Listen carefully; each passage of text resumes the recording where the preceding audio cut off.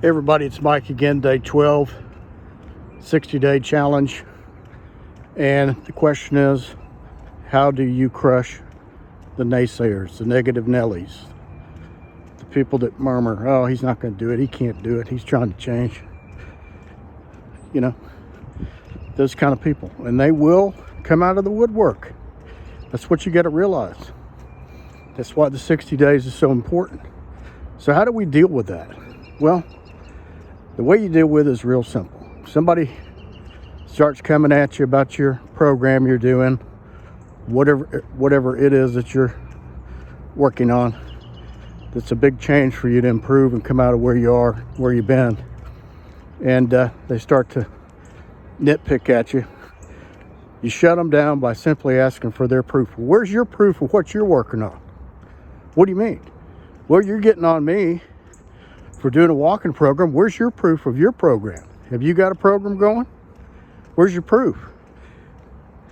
And they may make something up. But if they have the proof, they're never going to come at you in the first place because they're working on themselves. They're going to be excited for you. They're going to be supportive.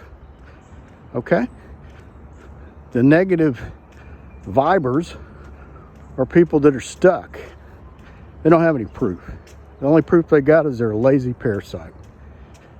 And you're blazing the trail and they're trying to stop you. Okay? You're going to run into some of that. I'm going to tell a real story. When I was in college, I wasn't exactly a rocket scientist. Okay? There were times in college where I was really struggling. So I put myself in Marine Corps ROTC program every summer, and that changed my life for the better at that point in time, where I was a low C, poor student. I started making straight B's for the first time in my entire life, but it still was hard for me. I had to really work at it. All right, who cares, Mike? Well, here's the point. I had a roommate that went to the finest boarding school, one of them in the country, and the family had money supposedly, and they were big developers and owned a big development on the lake, and they owned a bank, and they owned a lumber company, and they took me down a couple weekends and showed me all the stuff they had, on and on. And in my mind, these are super smart, super rich people. And my roommate would often make fun of me, say, Brian, you study more than anybody I know, man, and you still end up with B's and C's. And I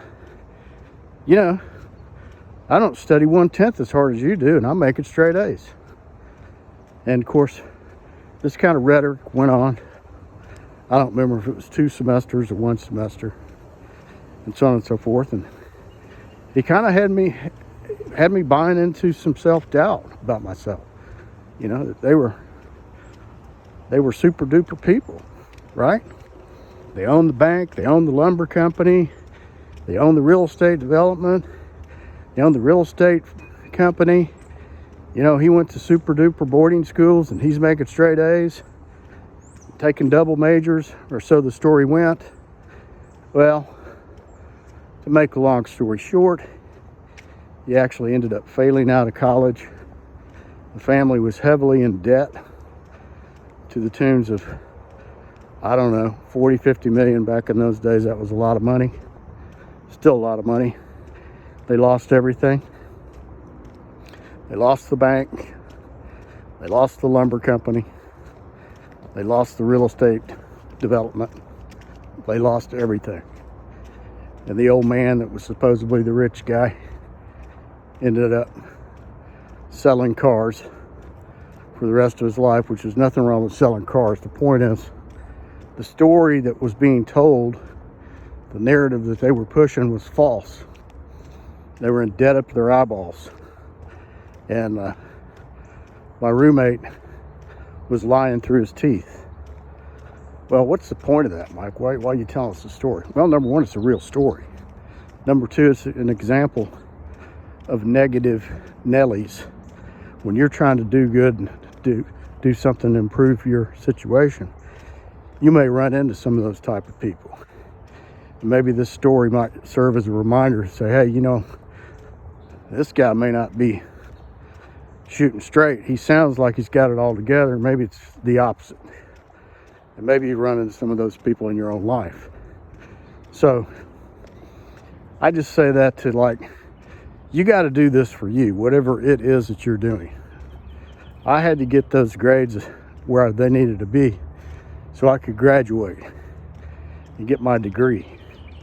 Now today, college is not a big deal like it was back then. Okay, but back then it was your ticket to getting a good start in life, job-wise, if you weren't in the trades. So I certainly don't want anybody to take this like, okay, I didn't go to college. It doesn't really matter. I work in the trades now. It's the greatest job career I've had. And I'm a little bit older, so things change. The times change. But in the case of the Negative Nellies, you got to be on the lookout for those people. So if I had the experience that I have now, I would have asked for proof. Well, show me your report card. Let me take a look at what you got. Of course, he wouldn't have showed it to me because he was lying. So that's where we get back to the headline in the video, how to shut down the Negative Nellies, how to crush them, is you simply ask for the proof. If they're running their mouth like that and they're trying to negatively affect what you're doing, or make you think lesser of yourself, all you got to do is ask for the proof. It's going to shut them down and they're going to leave you alone. And remember, like I said, most people that are working on a program, they're not going to start needling at you. They're going to encourage you because they are working on what their goals are. They're producing. They're trying to get better. They're not trying to take or just consume. And, you know, the lazy parasite mode is you're sitting around consuming Coca-Colas, potato chips, Netflix, candy, whatever. You get the point. So if you like this, subscribe, and thanks for listening.